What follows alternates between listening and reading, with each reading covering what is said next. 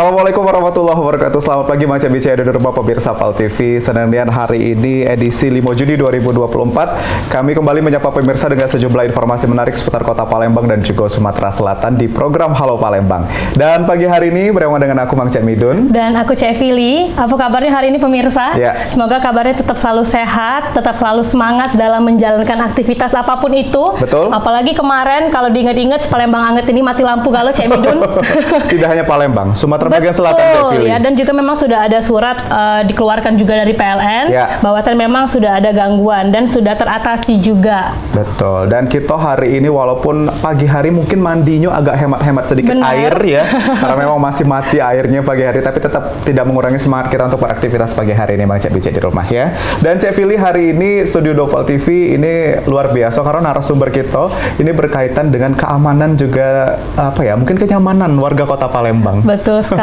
Dan juga suatu kebanggaan ya bagi kita karena memang hari ini narasumber kita sudah menyempatkan hadir di studio 2 PAL TV karena kita tahu pasti agendanya banyak sekali ini Cek Midun. Banget, apalagi kemarin baru ngurusin Kota Palembang ya. Betul. Dan kita juga sangat tertarik ini mengenai strategi-strategi yang sudah dikerahkan oleh tim spill saja mungkin Cek Midun. Iya. Kepolisian Kota Kota Palembang. Ini narasumber kita pagi hari ini, pemirsa yang ada di rumah, ada yang kami hormati sudah hadir di studio PAL TV Bapak Kombes Pol Dr. Haryo Sugihartono SIK MH selaku Kapolres Sabes Palembang. Selamat pagi Bapak. Selamat pagi Bapak. Selamat pagi Mas Cek Cek Fili.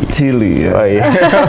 Baik, tadi kita sudah hadir hari ini Bapak Kapolres Sabes Palembang. Suatu kehormatan, terima kasih Bapak sudah mampir. Sudah mau mampir Bapak. Ya. Dan ini mungkin biar kita lebih dekat dengan Bapak, Pak. Ini tugasnya kurang lebih sudah di-spill tadi 1 tahun ya Pak di Kota Palembang.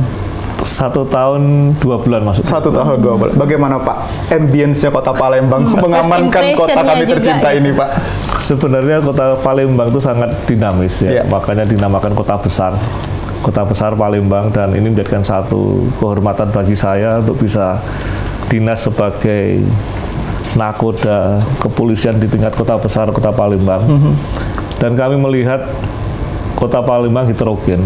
Artinya masyarakat yang heterogen ini sangat memudahkan kita untuk mencapai satu tujuan karena memiliki satu pemikiran yang sudah relatif tidak primordialisme, sehingga inilah harapan utama untuk bisa bagaimana menciptakan satu tujuan termasuk tujuan kepolisian dalam rangka membina masyarakat menuju kestabilan tertib masyarakat maupun keamanannya. Jadi suatu kehormatan juga kami bisa diatur nih sama Bapak Kapolres Sabes. Tapi mungkin bisa diceritakan juga Bapak biar pemirsa yang ada di rumah juga mungkin lebih mengenal lagi dengan Bapak Kapolres Sabes Palembang. Jadi sebelum tugas di Palembang itu sempat sudah tugas pernah keliling kemana saja Pak? Si Indonesia ini. Baik pemirsa, jadi kurang lebih saya sudah mengabdi sebagai perwira kepolisian semenjak saya lulus dari Akpol tahun 96. Kami sudah mengabdi selama 28 tahun sebagai perwira polisi, dan tentunya ini sudah di beberapa wilayah hukum yang menjadikan tempat kerja saya, di antaranya 5 Polda, 1 Mabes Polri. 5 Polda itu 1 di Polda Jawa Tengah, kemudian yang keempatnya adalah di Polda di wilayah hukum Sumatera bagian selatan. Artinya mulai daripada Bengkulu, kemudian Polda Kepri, Polda Bangka Belitung, dan saat ini Polda Sumatera Selatan. Inilah yang menjadikan satu pengalaman bagi saya, dan saya sangat bersyukur karena dengan 5 Polda tersebut saya bisa memahami dinamika masyarakat di Pulau Sumatera, khususnya Sumatera Selatan, sehingga dengan pemahaman tersebut kami bisa beradaptasi dengan cepat hal-hal apa yang tentunya bisa saya sinergiskan di dalam rangka mencapai satu tujuan pekerjaan saya sebagai seorang anggota polisi. Satu satker di Mabes Polri, karena saat itu selama setahun saya mendapatkan penghormatan sebagai pejabat dosen utama di STIK.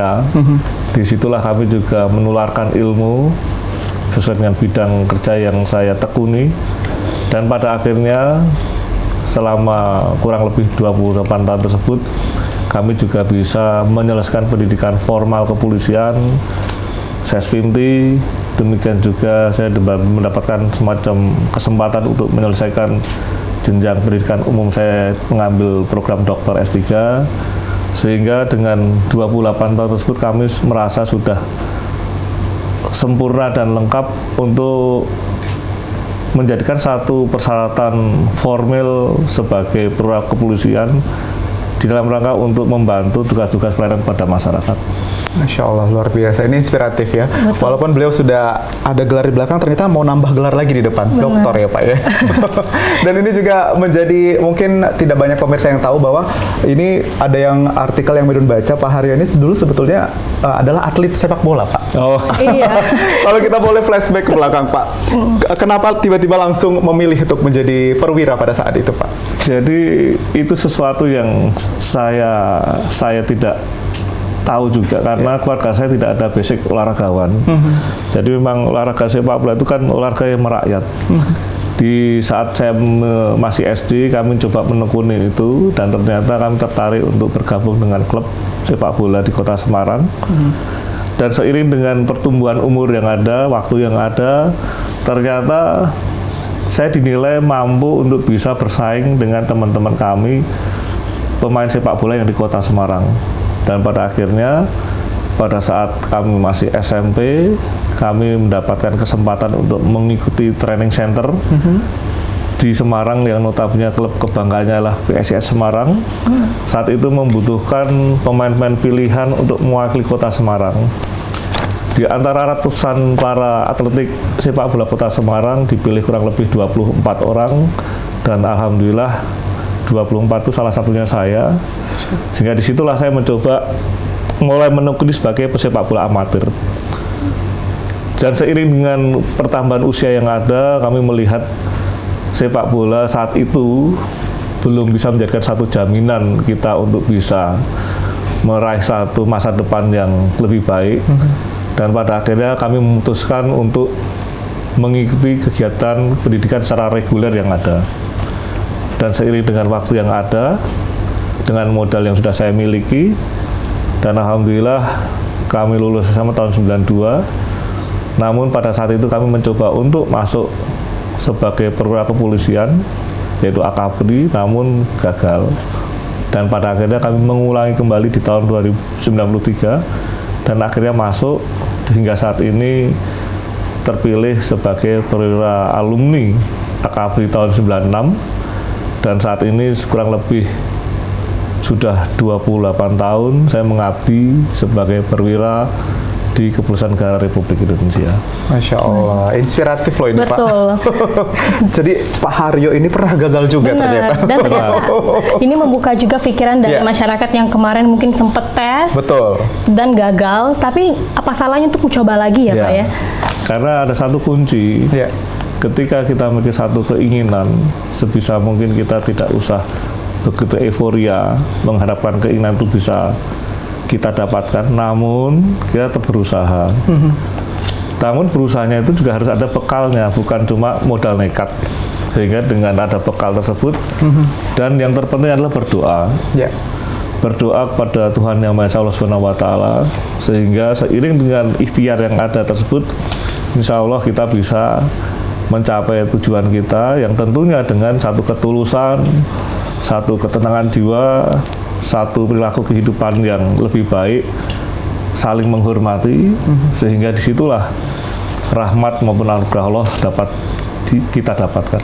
Pantang menyerah begitu ya Pak, dan juga doa tadi kata Pak Haryo. Betul, dan juga harus ada ilmunya juga ini Cik Midun ya. Niat, usaha, pokoknya kerja keras. Nah Bapak, kalau untuk mengatasi Kota Palembang, kan semalam kita tahu ya, itu bukan dari semalam ya Cik Midun, dari siang. Itu padam semua lampu yang ada di Kota Palembang, bahkan lampu lalu lintas pun juga ikut padam Bapak. Tapi kita mengapresiasi dari pihak kepolisian bahwasannya kemarin memang sudah sangat sigap ini Pak. Jadi di setiap titik lampu lalu lintas pasti kita melihat polisi yang sudah mengatur. Nah itu mungkin bisa diceritakan Bapak strategi yang sudah diberikan kemarin.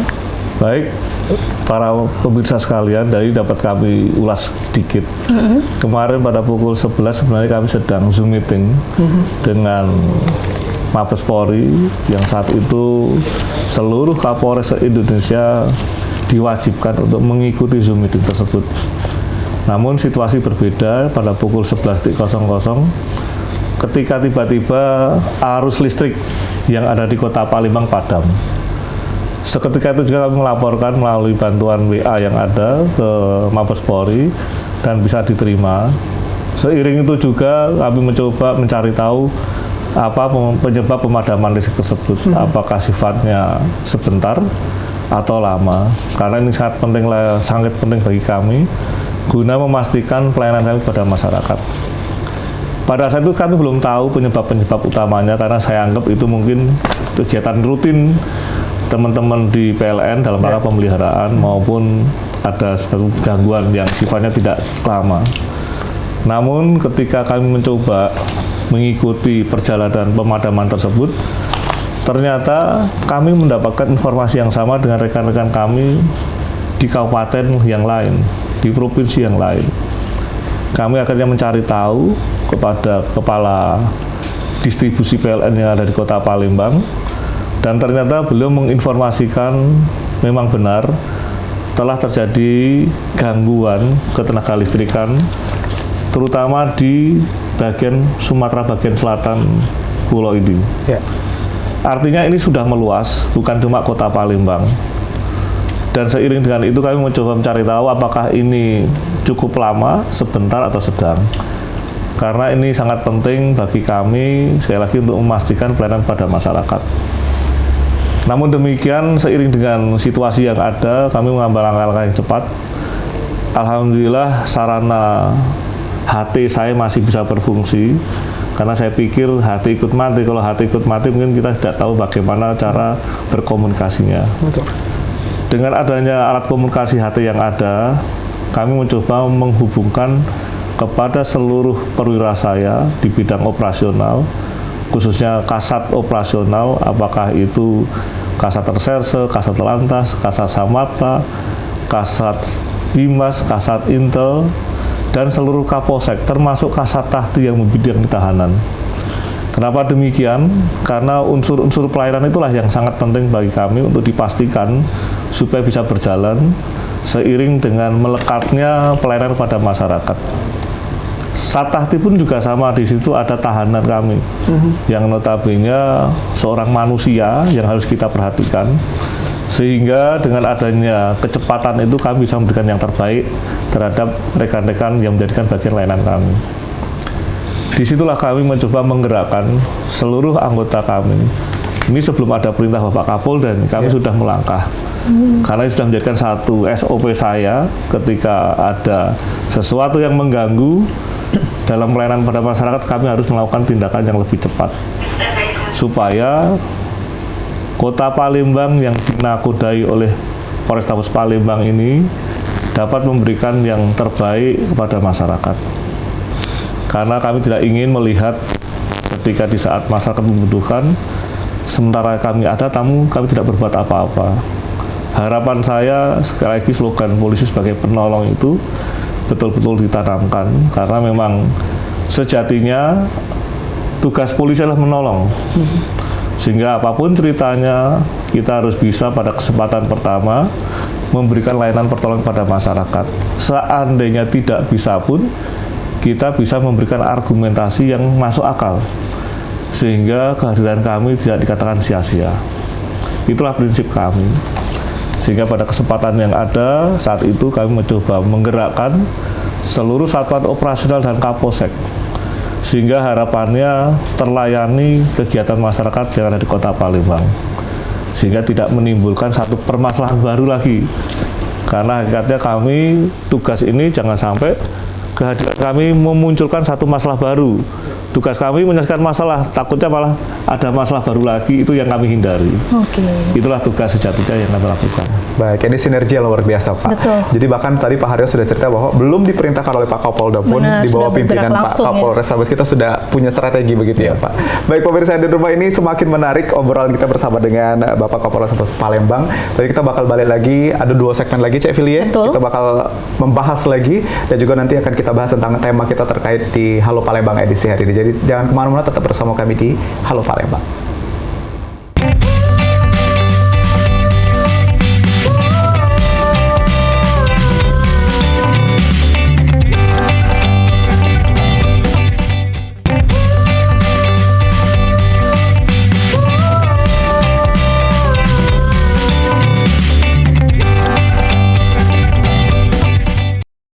Baiklah pemirsa, balik lagi di Halo Palembang. Sudah di segmen kedua, masih tetap dengan narasumber kita hari ini yang terhormat Kapolrestabes Palembang, Bapak Kombes Pol Dr. Haryo Sugihartono, SIK MH.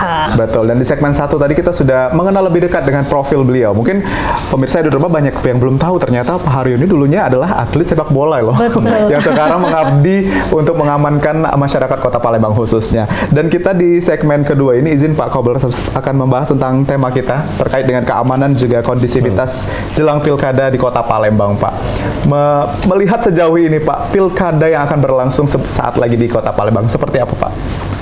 Jadi kami melihat perkembangan pilkada yang ada di Kota Palembang pasca pemilu tahun 2024 ini pada posisi yang cukup dinamis dan sangat kondusif, stabil.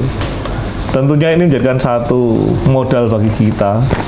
Kita berhasil kemarin menggelar pemilu tahun 2023-2024, khususnya di Kota Palembang, di mana Kota Palembang itu adalah estalasenya Provinsi Sumatera Selatan dengan jumlah penduduk kurang lebih 1.800.000 sekian. Tentunya ini mendominasi dari jumlah penduduk yang ada di Provinsi Sumatera Selatan dan pada akhirnya bisa menggelar berpartisipasi kegiatan pemilu dengan aman dan kondusif dan dengan hasil yang cukup maksimal dapat dibanggakan.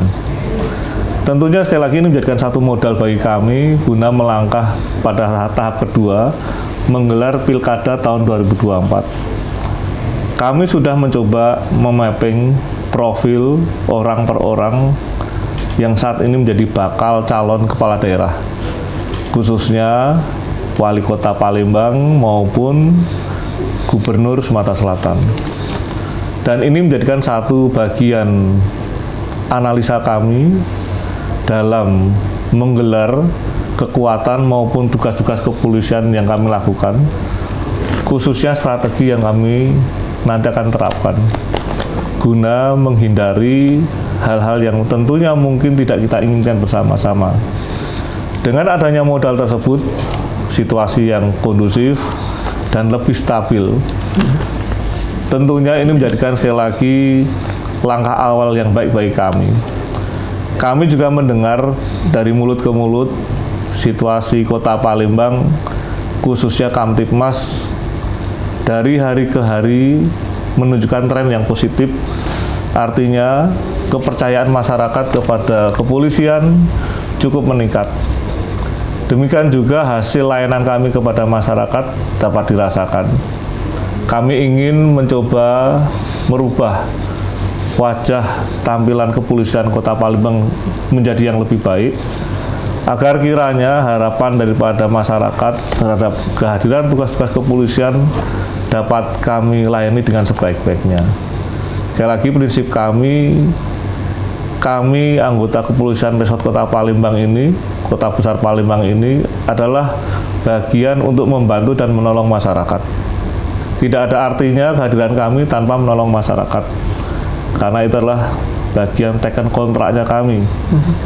Kami memiliki satu tugas yang mulia untuk membantu masyarakat, sehingga harapannya kami sebagai salah satu komponen utama bangsa ini bisa menciptakan satu rasa persatuan dan kesatuan guna memajukan perkembangan khususnya Kota Palembang, umumnya adalah Provinsi Sumatera Selatan, dan yang terpenting lagi keutuhan daripada Negara Kesatuan Republik Indonesia.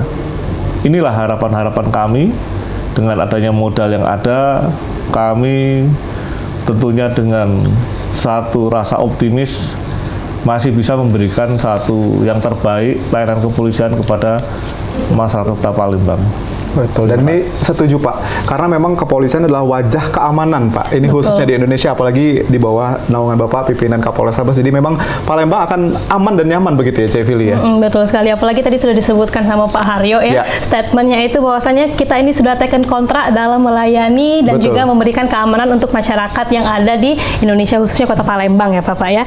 Nah, tetapi kan sekarang ini semakin majunya zaman, apalagi sekarang sudah di tahun 2024 Bapak, sudah semakin canggih teknologi, jadi side effect, negatif efeknya itu juga cepat sekali, berita-berita hoax itu cepat tersebar, Bapak. Nah, kalau untuk dari kepolisian sendiri, untuk mengatasi penyebaran informasi palsu ataupun hoax itu bagaimana langkahnya, Bapak? Baik, para pemirsa sekalian yang budiman, dapat kami sampaikan, memang benar kemajuan perkembangan zaman tentunya saat ini diikuti dengan kemajuan teknologi yang ada, salah satunya alat komunikasi. Kita melihat bersama-sama dampak positif dan dampak negatifnya daripada kemajuan alat komunikasi ini. Kemudahan berkomunikasi yang jauh menjadi dekat itu sudah menjadikan tujuan daripada keberadaan alat komunikasi. Namun demikian, ternyata setiap perkembangan yang ada selalu membawa suatu residu maupun sampah yang tentunya lebih condong ke arah hal-hal yang negatif. Ini perlu kita kaji bersama-sama, kita perlu lihat bersama-sama. Yang pasti dampak negatif itu selalu ada dalam setiap bentuk kemajuan zaman. Namun demikian tentunya pemerintah selaku regulator sudah menyiapkan sarana piranti lunaknya guna mengadop dampak-dampak maupun residu akibat salah satu kebijakan dengan perkembangan teknologi tersebut. Saat ini kita sudah mendengar bersama-sama, pemerintah sudah mengeluarkan salah satu instrumen piranti lunak, yaitu Undang-Undang Informasi Teknologi Elektronika, yaitu Undang-Undang Nomor 8 Tahun 2011. Saya ulangi, Undang-Undang Nomor 11 Tahun 2018. Ya. Yang tentunya ini menjadikan satu sarana utama bagi kami guna mendukung daripada satu dinamika perkembangan dunia komunikasi yang ada, guna mendudukkan maupun menempatkan agar kiranya masyarakat lebih bisa memahami dengan baik tentang satu kebebasan, baik itu kebebasan perkembangan teknologi maupun kebebasan dalam hal-hal yang bersifat kepribadian. Namun juga demikian, kita sebagai masyarakat bangsa Indonesia harus tahu hakikat daripada satu kehidupan berbangsa dan bernegara. Salah satunya kita harus menjunjung tinggi hak asasi manusia, saling menghormati, ditambah filosofi-filosofi yang lain, tepos liro, andap asor, ya. Itulah yang membungkus daripada suatu perkembangan kehidupan berbangsa dan bernegara. Saya yakin dengan kemajuan teknologi informatika ini, masyarakat belum semuanya bisa memahami dengan baik. Makanya pemerintah selaku regulator mengeluarkan satu piranti lunak, Undang-Undang ITE. Harapannya ada satu punishment bagi pelanggar yang tentunya dengan sengaja. Sekali lagi saya garis bawahi, dengan sengaja menciptakan satu kehidupan yang tidak nyaman dengan memanfaatkan kemajuan teknologi tersebut. Inilah yang perlu kita sikapi bersama-sama, karena sejatinya sesuatu yang disengaja adalah sesuatu yang tidak baik. Beda ketidaksengajaan. Upaya-upaya dilakukan mungkin bisa berbeda, sehingga dengan adanya situasi yang berbeda tersebut menempatkan kami harus lebih bijak dalam mendukung pemerintah selaku regulator, khususnya dunia komunikasi tersebut. Betul. Jadi kepolisian juga sudah siap, Pak, berbekal dengan Undang-Undang ITE tadi ya, Pak. Sudah siap. Bahwa memang apapun bentuknya disengaja ini secara black campaign begitu. Betul. Ya, atau menyebarkan berita-berita hoax itu akan siap-siap berurusan dengan polisi. Betul. Sudah banyak sekali langkah yang telah dikerahkan juga ini, Cik Midun. Kalau kita itu bicara online, Pak, dan kalau kita misalnya bicara tentang langkah yang akan diambil oleh Polrestabes Palembang, Pak, untuk memastikan sinergi yang kuat antar aparat nanti untuk mengamankan pilkada kita ke depan seperti apa, Pak? Jadi prinsipnya kami yang ada di Kota Palembang ini tidak sendiri. Memang sesuai dengan amanah Undang-Undang Kepolisian, kami adalah perangkat negara yang membidangi keamanan. Tentunya keamanan ini jabarannya ada yang bersifat khusus maupun bersifat umum. Bersifat khusus pada prinsipnya negara sudah menugaskan yang namanya Kepolisian Negara Republik Indonesia sebagai organ terdepan dalam rangka untuk menindaklanjuti situasi ketidakstabilan bangsa ini yang menjunjur pada gangguan keamanan. Namun, sebagaimana amanat Undang-Undang Kepolisian juga, Kepolisian Negara Republik Indonesia dalam menjalankan tugasnya juga mendapatkan perbantuan dari lapisan-lapisan masyarakat berupa pengamanan swakarsa. Inilah yang kita kolaborasikan dengan penjabaran pengamanan swakarsa tersebut. Ada juga kami mendapatkan perbantuan dari rekan-rekan kami TNI yang notabene sebagai alat negara di bidang pertahanan. Namun tentunya dengan mengkombinasikan fungsi keamanan dan pertahanan tersebut, kami menempatkan perbantuan pada tempat-tempat yang memang dikandung maksud tidak strategis.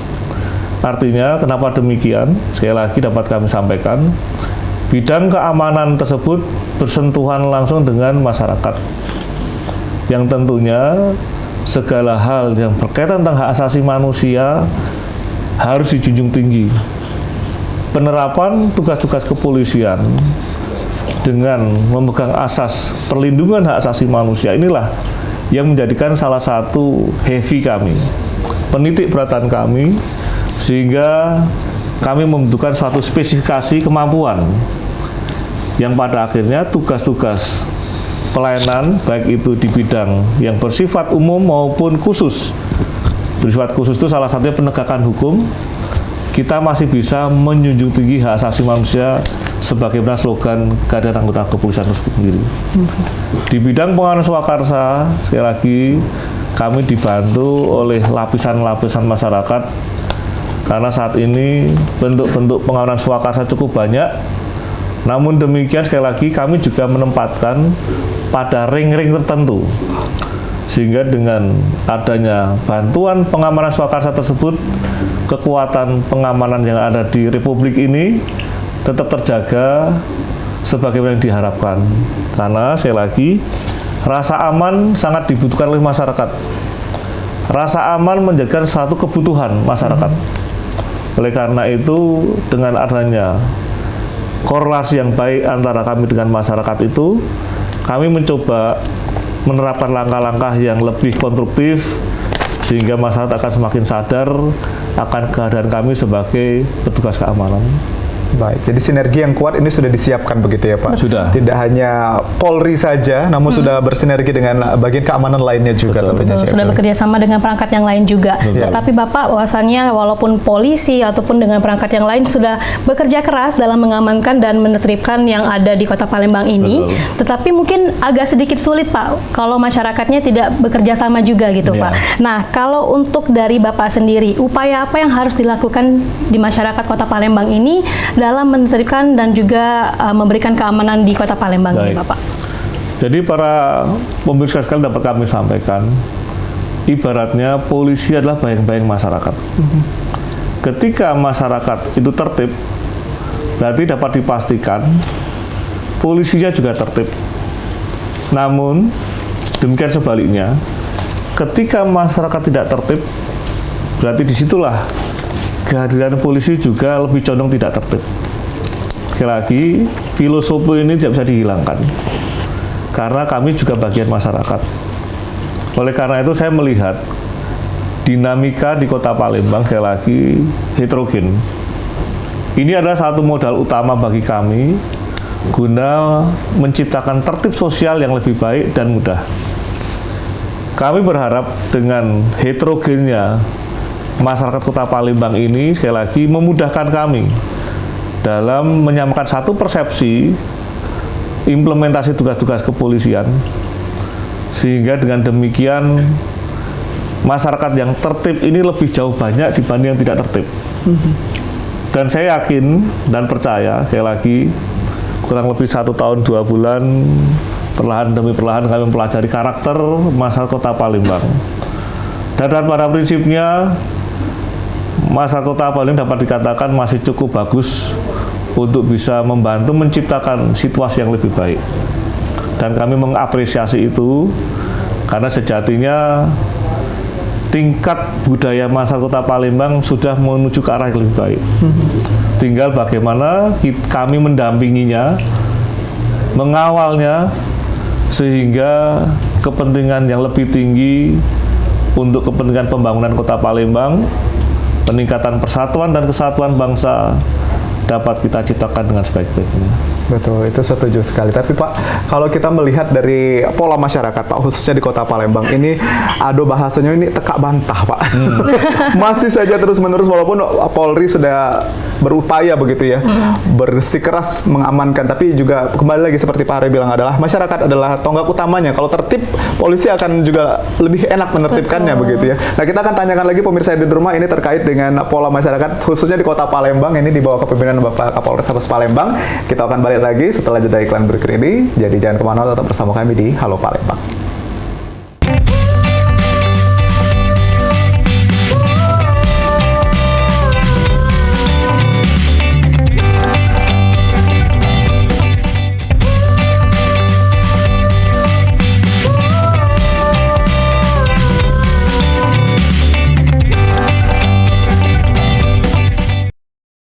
Baiklah pemirsa, balik lagi di Halo Palembang. Dan terasa ini sudah di segmen ketiga. Masih dengan narasumber kita, Kombes Pol Dr. Haryo Sugihartono, SIKMH. Jadi tadi di segmen pertama kita sudah berbicara mengenai profil.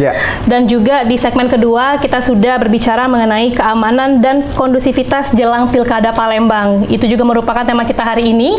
Dan di segmen ketiga ini kita akan mengulik informasi lagi mengenai keamanan dan kira-kira sekondusif apa yang akan dilakukan nantinya ya. Betul, dan kalau tadi sempat terpotong iklan ini Pak Haryo izin, kalau tadi Bedun bilang ada tekak bantah Pak Wong Palembang nih. Iya. Masih saja ada penyebaran informasi hoax atau mungkin sampai konflik yang akhirnya menimbulkan kericuhan begitu Pak. Nah, kalau untuk di Kapolres Palembang sendiri Pak, sudah punyakah mapping tempat-tempat dan antisipasinya seperti apa Pak nantinya? Baik, para pemirsa yang budiman dapat kami sampaikan hasil analisa dan evaluasi kami beberapa upaya penyelesaian tindak pidana yang ada di Kota Palembang. Saat ini dapat dikatakan ada 3 komponen yang meningkat. Yang pertama adalah pencurian dengan pemberatan, pencurian dengan kekerasan, dan pencurian sepeda motor. 3 jenis tindak pidana ini yang saya perhatikan meningkat. Ya, saya perhatikan meningkat. Kenapa demikian? Ya tentunya seiring dengan mulai kemajemukannya tingkat perekonomian yang ada di masyarakat, terutama yang ke arah lebih bagus. Memang hukum alam seiring dengan meningkatnya pertumbuhan ekonomi masyarakat, tentunya bayang-bayang kejahatan yang menyelimuti yaitu tindak pidana itu selalu ada. Salah satunya pencurian. Demikian juga dampak daripada sebuah kesenjangan sosial itu juga bisa berdampak terhadap tindak pidana, salah satunya pencurian. Saat ini kebutuhan masyarakat kita semakin menuju pada arah yang meningkat, kehidupan ekonominya. Kadang-kadang begitu mudahnya kita memiliki sarana handphone, dapat dibeli dengan mudah, sepeda motor dapat dibeli dengan mudah, mobil dapat dibeli dengan mudah. Tentunya ini menjadikan satu tren baru dalam dinamika masyarakat, terutama pelaku kejahatan, guna memuluskan upaya untuk mendapatkan kebutuhannya. Dengan meningkatnya kejahatan, yaitu khusus 3C, istilah kami 3C, pencurian dengan pemberatan, pencurian dengan kekerasan, dan pencurian jenis sepeda motor. Inilah yang menjadikan salah satu langkah-langkah kami secara tersendiri bagaimana guna untuk menyelesaikan dan mendinamisirkan hasil yang baik yang sudah kita raih di bidang kestabilan yang ada di Kota Palembang. memang dapat kita saksikan bersama-sama dari hari ke hari, dari bulan ke bulan, dari tahun ke tahun. Tingkat kondusivitas Kota Palembang menunjukkan tren yang positif. Dan itu dapat kita rasakan bersama-sama. Namun, tanpa kita sadari juga ada satu efek dominonya yang masih menjadikan tugas kami cukup berat, yaitu bagaimana menuntaskan ataupun mengurangi tindak pidana yang juga cukup ikut meningkat, di antaranya masalah kejahatan 3C tersebut. Kami tertarik dengan tadi disampaikan teka bantah, Pak. Teka bantah. Sekali lagi prinsip saya adalah Anda beli saya jual. Wow. Anda jual saya beli. Anda jual saya beli. Anda jual saya beli. Artinya sekali lagi saya sudah dinas di daratan Sumatera Selatan sudah cukup lama. Secara pribadi saya sudah bisa memahami karakteristiknya pribadi orang-orang Sumatera bagian selatan. Makanya saya memberanikan menjual juga. Slogan kami, Anda jual, saya beli. Inilah yang menjadikan satu keberanian dan kekuatan kami bagaimana untuk menuntaskan tugas-tugas di bidang keamanan.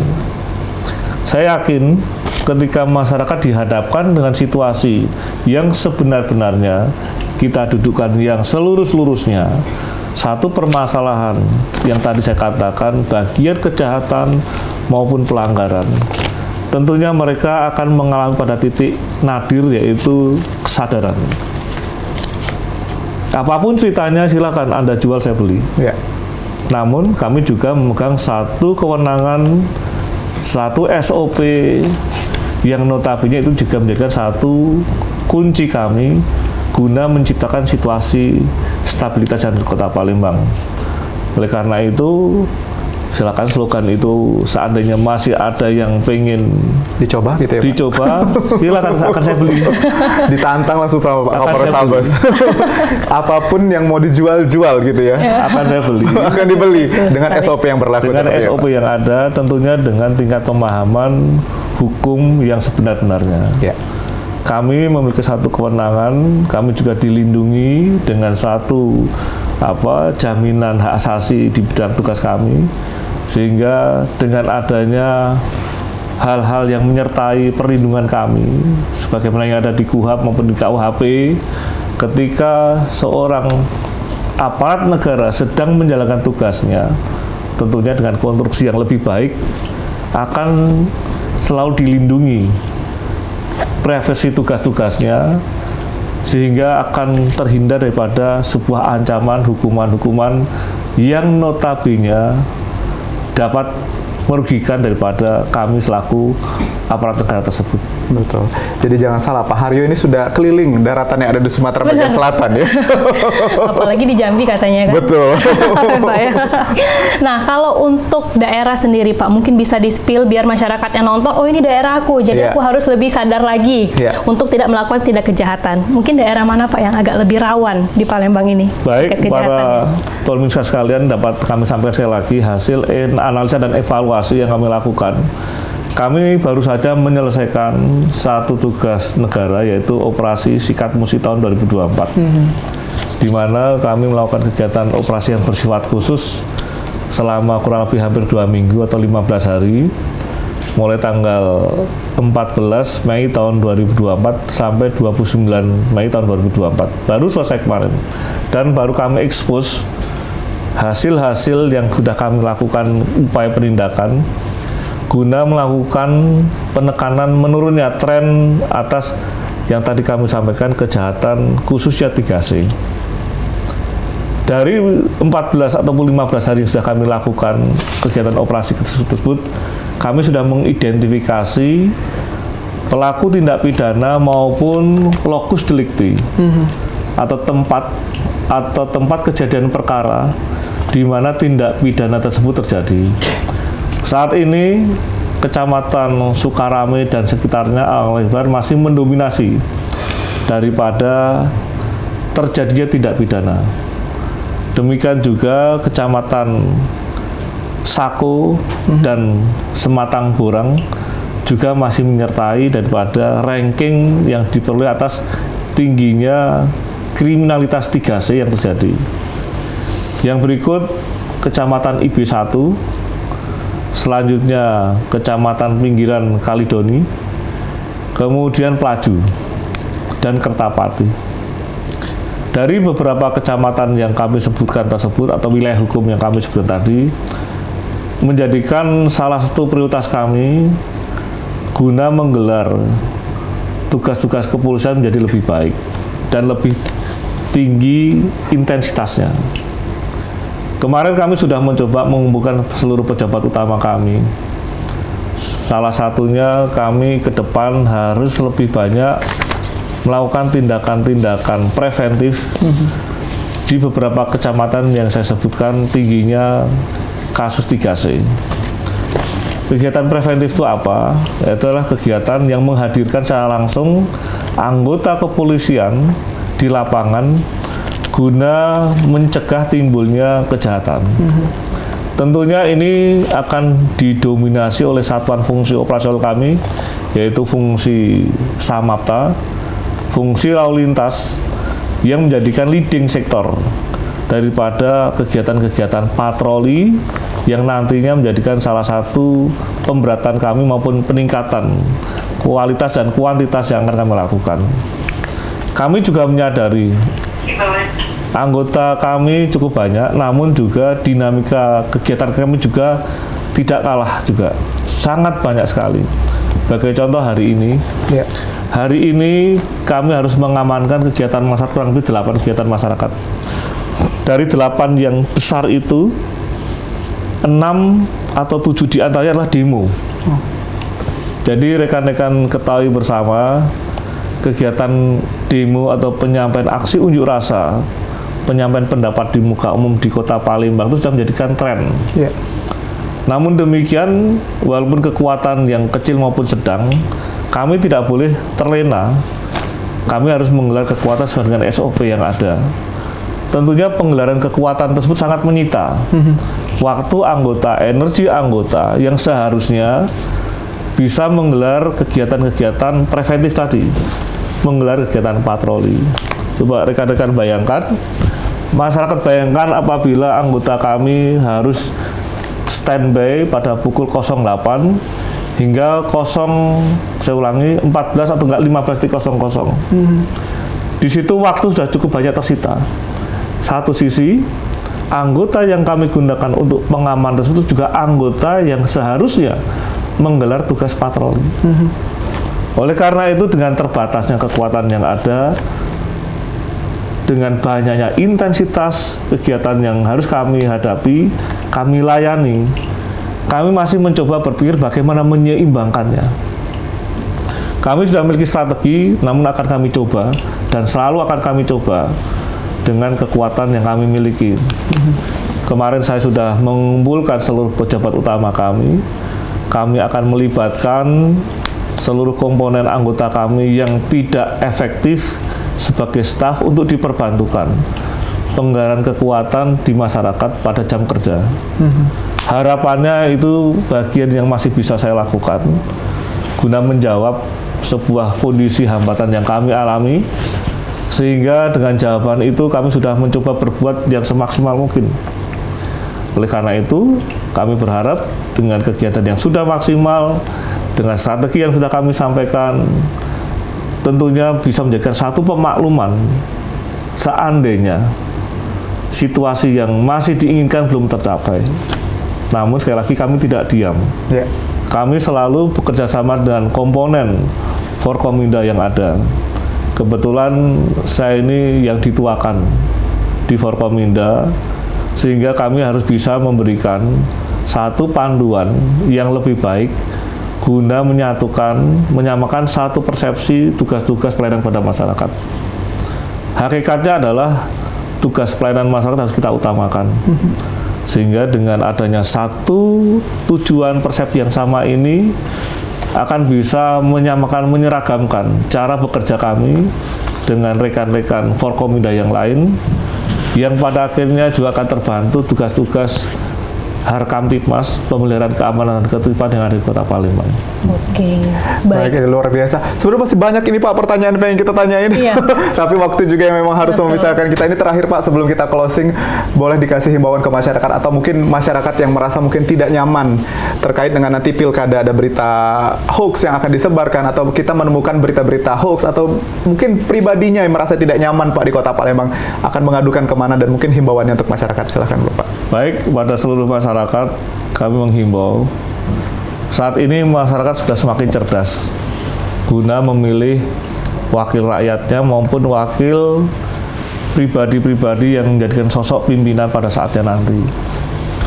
Masyarakat harus bercermin dengan kondisi yang terjadi di Kota Palembang selama ini yang notabene lebih condong yang kami amati banyak sekali satu permasalahan yang melibatkan kepala daerah dalam memimpin Kota Palembang sehingga harus berhadapan dengan hukum. Ini tidak boleh terjadi lagi, tentunya dengan semangat pada saatnya nanti pilkada yang betul-betul dapat kita junjung yang lebih baik dan lebih tinggi. Oleh karena itu, pilihlah wakil maupun calon pimpinan daerah ini dengan sebaik-baiknya sesuai dengan profil yang ada. Khususnya kepala daerah, baik wali kota maupun wakil wali kota, yang nantinya bisa sebagai nakoda Kota Palembang.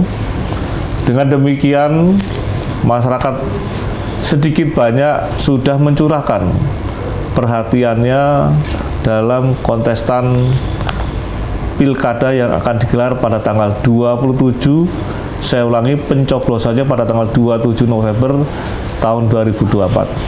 Kami berdoa semoga masyarakat Kota Palembang tidak salah pilih ya, sehingga akan melahirkan sosok pimpinan yang dapat membawa Kota Palembang menuju arah yang lebih baik, menjadi Palembang Emas Darussalam sebagaimana slogan dan harapan seluruh masyarakat Kota Palembang. Baik. Itu dia himbauan pemirsa di rumah terkait dengan nanti kita akan jelang bersama pilkada ya. Jadi kembali lagi mungkin kita sebagai masyarakat balik lagi ke personal akan meminimalisir yang namanya keributan tadi ya. Tapi walaupun itu individu siapapun yang akan menjual keributan tadi akan dibeli sama Pak Haryo. Iya, siap-siap saja. Siapapun itu ya.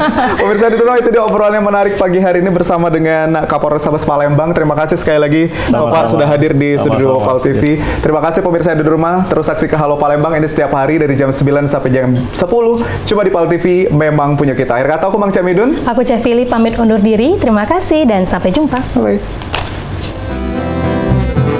Palembang Darussalam.